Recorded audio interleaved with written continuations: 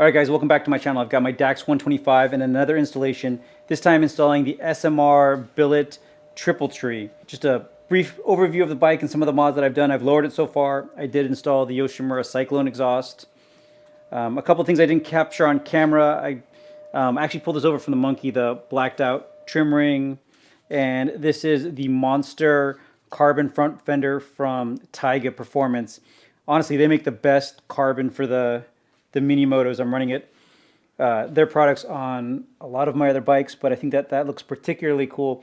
I was gonna do the monkey fender, where it's just a fender at the top and the fork protectors here in the front. But since these have actual Grom forks with the little provision out here in the back, I figured I'd like to fill that out so that that bracket isn't just hanging out. Plus, this one is pretty minimalistic and I think looks particularly cool.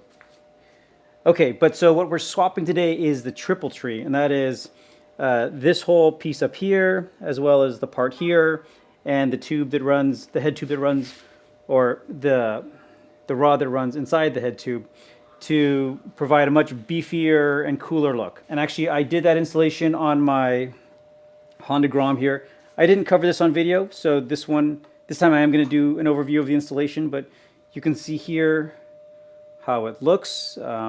Gorgeous machining, and then here particularly on the sides you can see how much beefier this is than the stock version. So adding maybe a little bit of rigidity, but honestly mostly for the bling factor. We're going to get it here on the Dax 125. So here's the box, provide to serious customers only. That's definitely me, maybe me, I don't know. Instructions, the top, the middle. It also comes with these clamps for the handlebar, which are nice machined aluminum. One thought though, these come with an 8mm hole here. So the stock Honda handlebar clamps are 10mm. And I plan on installing a different set of handlebars eventually. Right now, I've got the stock bars on here, but I'm going to do that more classic CT70 style bar.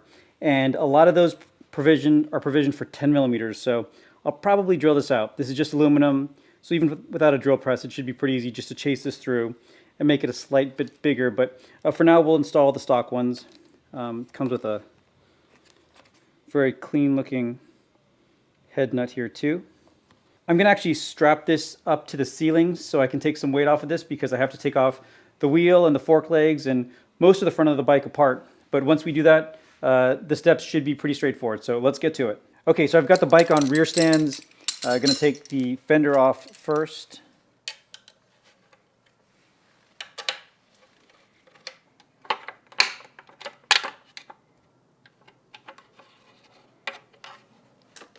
Also removing the brake calipers, or brake caliper.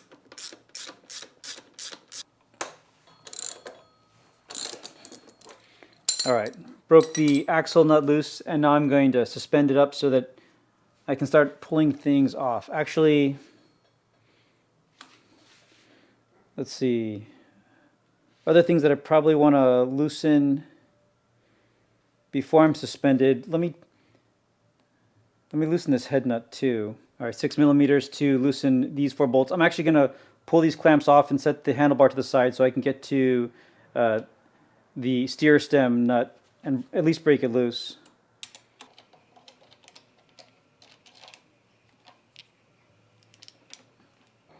Okay, 29mm socket. Okay, and then we also need to figure out where the wiring harness is for the ignition. I'm assuming it's in the headlight bucket. That's how it was in the Grom. We have to disconnect that, and that'll be the last thing before we can pull it off after we loosen the last few bolts. But let me get this suspended up first. All right, I actually swapped the strap to the other side of my garage so that I wasn't cramped in that corner.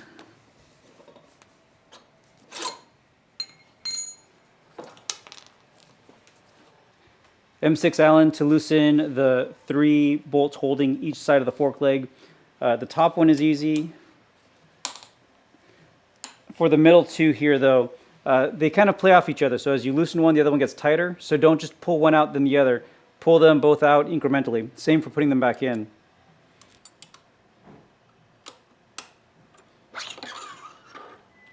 All right, same for the other side.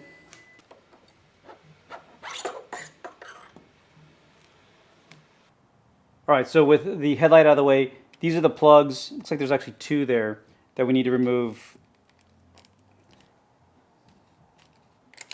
Put one there.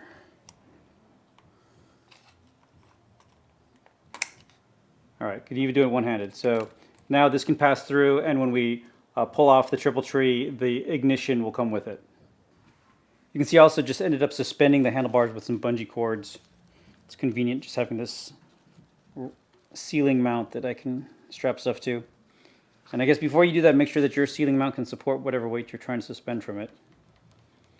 I probably wouldn't use... Actually, I think I have used my big bike for just a couple of minutes, but these little bikes are so light, I'm not worried about it.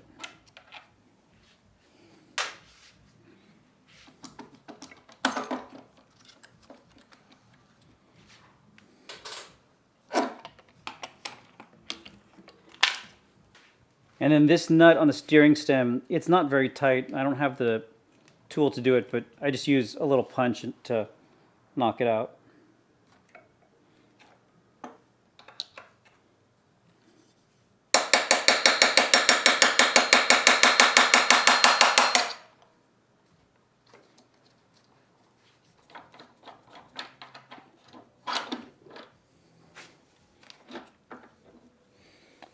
Oh, and there's the ABS bracket is right here on the front. I need to pull that off first too. Just like there's a little M6 bolt with an M8 head.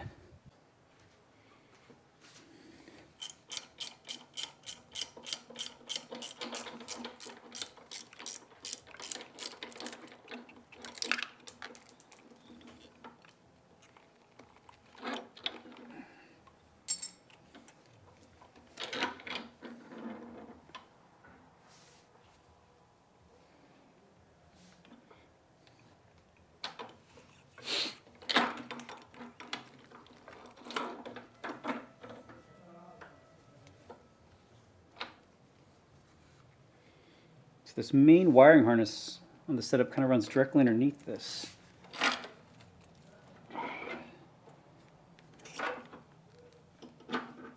Let's see if I can just shift it all over. There we go. These bearings are nice and greased, so I'm going to leave them alone.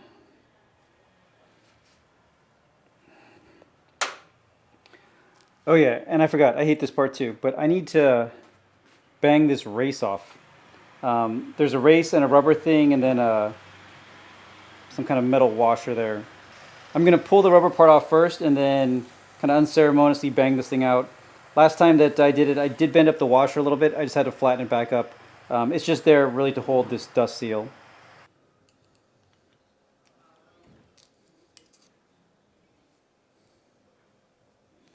This race is only, I think, about $16, and this metal washer, which I'm about to mess up, is only like $1. So if you're thinking forward, order those from Honda first, save this step.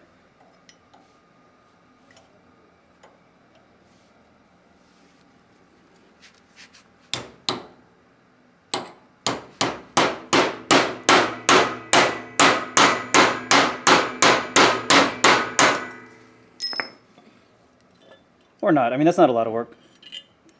That wouldn't be worth 16 bucks to save. But anyway, race off.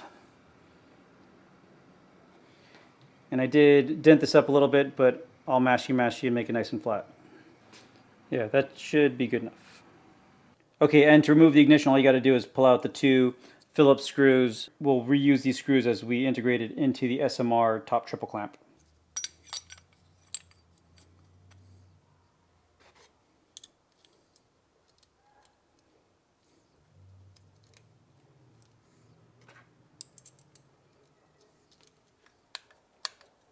The kit includes these little M6 bolts to secure the new bracket down to the top of the triple. Putting just a little bit of blue Loctite.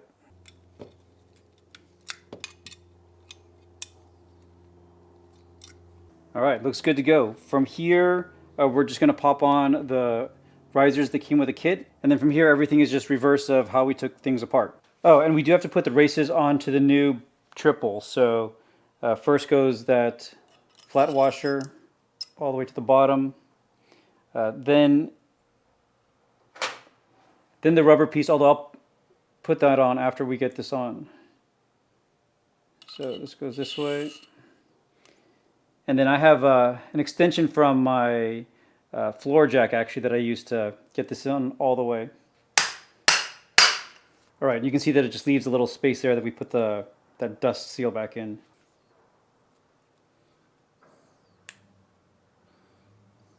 All right, good to reinstall.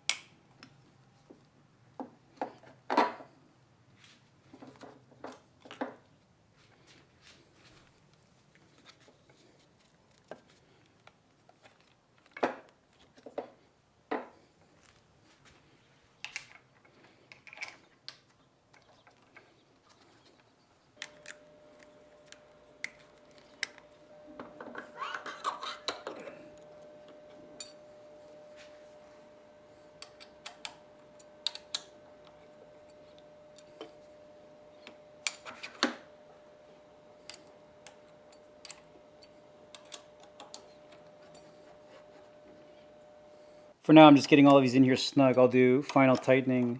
I think these go down to 22 foot-pounds, the Allen bolts that keep the fork leg snug.